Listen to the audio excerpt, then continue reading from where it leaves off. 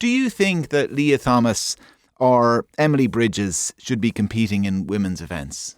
Because there's such a massive difference between male and female performance, and it's ludicrous to say that doesn't exist, because you only have to look at any competition whatsoever, and in Olympic results, it's between about 10 and 30%. That's absolutely huge when people at elite level are winning by, hundredths of a second.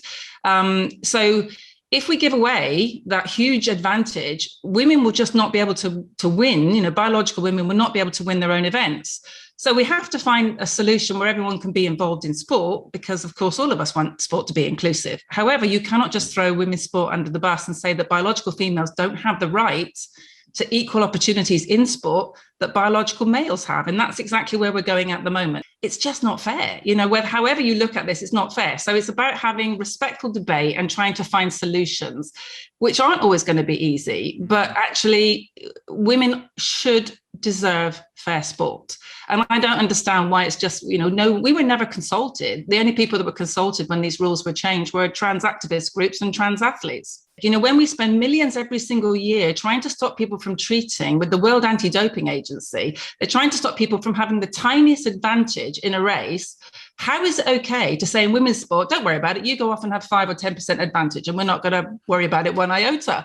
We're spending millions trying to stop people from doping. But everybody has been kicking the can, down the street now since 2015 when the rules were changed. And a lot of trans supporters will turn around and say, well, if this was the case, they would be dominating everything. Well, that can't be the case because the rules didn't change until 2015. Before that, you had to have surgery and live as a woman for a very long time.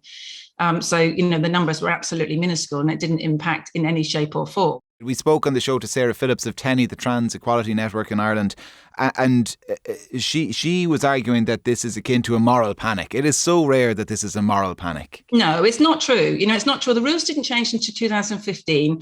So that wasn't in time for any trans athletes to be in the Olympics of 2016 in Rio. So the first Olympics they were able to be in was Tokyo, and they were there.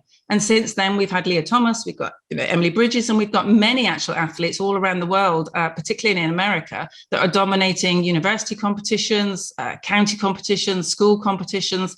So it's not just the elite level. So if we create an open, inclusive, welcoming classification in the open and then have a protected female classification, both sexes then get equal opportunities in sport to be successful.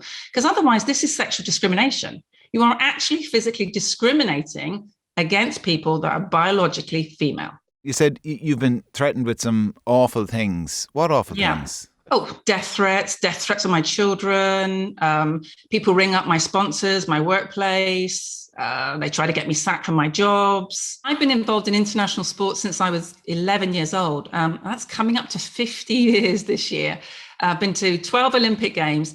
I have never known misogyny around as it is today.